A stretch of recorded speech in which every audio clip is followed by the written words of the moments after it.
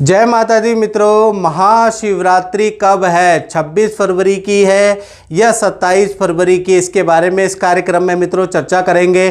कैसे महाशिवरात्रि में चारों पहर की पूजा की जाए, क्या मंत्रों, किस तरह से सरल हमें पूजा पाठ करनी चाहिए।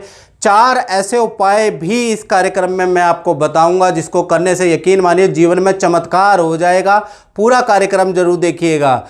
नमामि शमीशान निर्माण रूपम व्यवम व्याप्तकम ब्रह्म वेद स्वरूपम निजम निर्गुणम निर्विकल्पम निरीहम चिदाकाश माकाश वासम भजेयम। ओम नमः शिवाय, ओम नमः शिवाय। सबसे पहले मित्रों हम चर्चा करेंगे कि महाशिवरात्रि का महत्व क्या होता है, महाशिवरात्रि क्यों मनाई जाती है। देखिए मित्रों, महाशिवरात्रि फाल्गुन मास कृष्ण पक्ष की चतुर्दशी तिथि को कहा जाता है और शास्त्रों में कहीं कहीं पर वर्णित भी है कि इस दिन भगवान शिव और माता पार्वती का विवाह उत्सव हुआ था। तो उसके उपलक्ष्य में हम महाशिवरात्रि का पर्व मनाते हैं और आनंद लेते हैं उस दिन। तो सबसे पहला चीज़, महाशिवरात्रि का बहुत बड़ा महत्व है। साथ ही साथ महाशिवरात्रि इस बार कब है, इस पर भी कन्फ्यूजन है, 26 की है या 27 फरवरी की। तो पंचांग इसके लिए देखना पड़ेगा।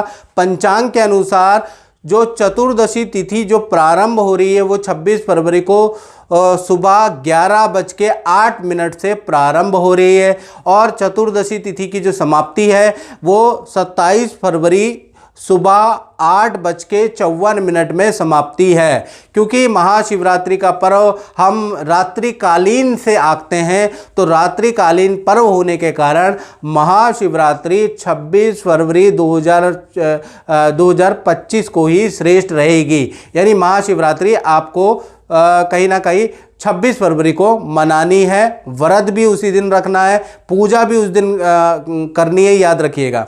चलिए सबसे पहले हम जानते हैं महाशिवरात्रि में जो चारों पहर में दुग्ध अभिषेक, शहद अभिषेक या फिर जल अभिषेक कब किया जाता है और यह अभिषेक किन वस्तुओं से क्या लाभ होगा, इसके बारे में तो हम चर्चा करेंगे ही करेंगे। तो महाशिवरात्रि को 4 पहरों में बांटा जाता है मित्रों। तो पहला पहर देखा जाए तो जिसके अंदर पूजा पाठ की जाती है, या तो दूसरे में कर सकते हैं, तीसरे में कर सकते हैं, चौथे में कर सकते हैं, और ये भी बताएंगे मित्रों कौन सा श्रेष्ठ होता है। तो पहला पहर सुबह 6:47 से लेकर सुबह 9:42 तक पहला पहर की पूजा प्रारंभ होगी। दूसरे पहर की पूजा होगी सुबह 11:06 से 12:35 तक दूसरे पहर की पूजा आरंभ होनी चाहिए। तीसरी पहर की पूजा के बारे में बात करें तो दोपहर के 3:25 से लेकर शाम को 6:08 तक यहाँ पर पूजा प्रारंभ होनी चाहिए। साथ ही साथ चौथे पहर की पूजा के बारे में बात करें तो रात्रि को 8:54 से लेकर और रात्रि के 12:01 तक चौथे पहर की पूजा आरंभ होनी चाहिए। ये चारों पहरों में जो मुहूर्त दिया है उसमें आप पूजा स्टार्ट कर सकते हैं। अब किस प्रकार से पूजा पाठ करनी चाहिए, क्या महाशिवरात्रि के अंदर पूजा करनी चाहिए। वैसे तो भगवान भोले हैं, इनका नाम ही भोले है, यानी आप मन से ओम नमः शिवाय भी बोलेंगे ना तो भी एक्सेप्ट है उनको, लेकिन फिर भी उसके बाद भी आपको पूजा पाठ की सटीक और थोड़ा वैदिक दृष्टि से आपको नियम बताते हैं। तो सबसे पहले सुबह आपको स्नान आदि के कार्य से निवृत्त होने के बाद मंदिर की, घर की साफ सफाई करनी है, याद रखिएगा। बर्तन मूर्तियों को नौला लीजिएगा, अच्छी तरह से मंदिर को साफ सफाई कर लीजिएगा, मंदिर को सजा लीजिएगा। उसके बाद आपको पीला या सफेद वस्त्र धारण करना है, जैसा आपकी इच्छा लगे। उसके बाद लकड़ी की चौकी ले लीजिएगा। लकड़ी की चौकी पे लाल वस्त्र, क्योंकि शिव जी को आपको, शंभू को आपको स्थापित करना है, शिव परिवार को स्थापित करना है, तो लकड़ी की चौकी पे लाल वस्त्र बिछा के या गेरू जिस कलर का होता है उस वस्त्र, जैसे जो गेरुआ कलर होता है ना सन्यासियों का, उस तरह का वस्त्र भी आप बिछा सकते हैं। फिर उसके बाद उसके ऊपर शिव परिवार आप स्थापित करें।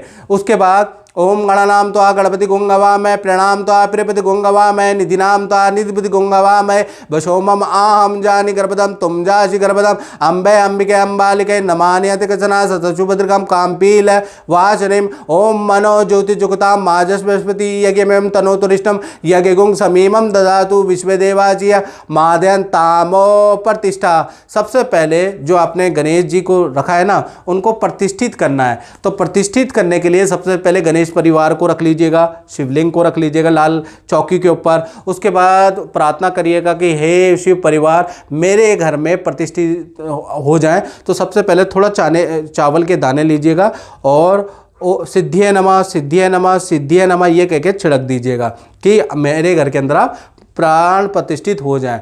उसके बाद आपको क्या करना, ओम श्री गणेशाय नमः ये मंत्र बोलते हुए दीपक जलाएं, धूप जलाएं। तो सबसे पहला कोई भी पूजा मित्र प्रारंभ होती है तो शास्त्र के अनुसार गणेश जी की पूजा प्रथम होती है। उसके बाद आपको एक मंत्र है, उसी से सारी पूजा करनी है। ओम नमो भगवते रुद्राय नमः, या फिर ये भी बोल सकते हैं ओम नमो भगवते रुद्राय।